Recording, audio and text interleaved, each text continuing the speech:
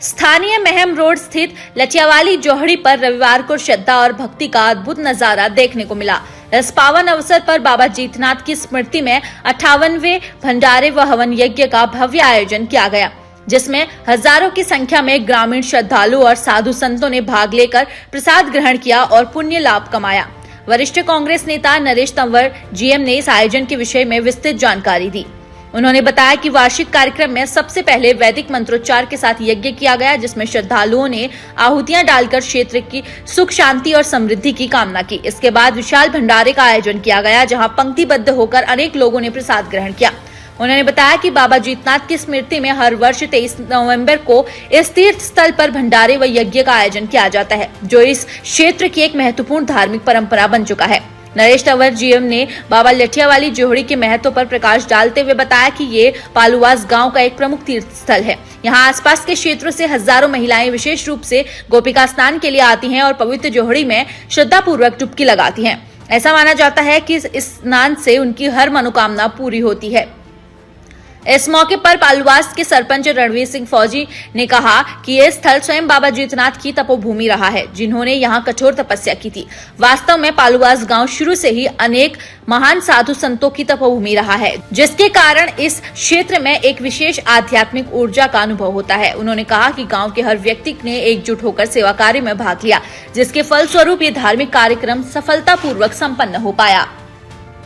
सबसे पहले बाबा जीतनाथ के आशीर्वाद से गांव पालवास नगरी की तरफ से भंडारे का आयोजन किया जाता है।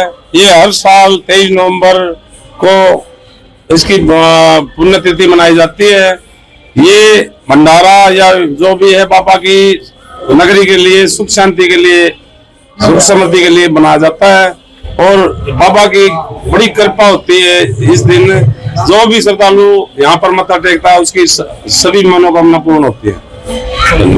आज 23 नवंबर जो कि बाबा जीतनाथ की पुण्यतिथि मनाई जाती है, उसके मुताबिक आज हर वर्ष की भांति बाबा जीतनाथ के इस पावन धरातल पर आज पूरे भिवानी और गांव पालवास की तरफ से ये पुण्यतिथि का आयोजन किया गया।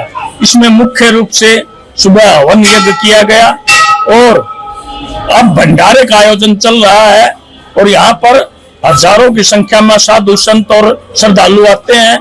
ऐसी मान्यता है कि आज के दिन बाबा जीतनाथ जो कि यहाँ आकर उनकी समाधि पर जो व्यक्ति मन्नत मांगता है, उसकी मन्नत हर हाल में पूरी होती है। यह 58वीं पुण्यतिथि है। इसमें मैं ये कहना चाहता हूँ कि जब बाबा जीतनाथ भिवानी शहर के अंदर से गुजरते थे तो हर व्यक्ति उनके सामने नतमस्तक होता था। ये केवल भिवानी के ही संत नहीं, पूरे भारतवर्ष के अनेक स्थानों पर इनकी मान्यता है और ये उनका जन्म भिवानी से था और यहीं पर इन्होंने अपनी यहाँ पालवास की तपोभूमि पर, जहाँ पर अनेक संत साधु संत हुए हैं, जिनमें बाबा जीतनाथ, बाबा लठियावाले, बाबा गुसाई, बाबा अमीचंद, बाबा धुनीवाला, तो अनेक लोगों ने यहाँ तपस्या की है। ये एक पवित्र स्थल है, इसकी आज भी ऐसे ही पूजा होती है। इसलिए हम आज यहाँ भंडारे में सभी गांववासी और इलाके के लोग सम्मिलित हुए हैं। दिनेश सोनू में जय पालवास से जय बाबा जीतनाथ।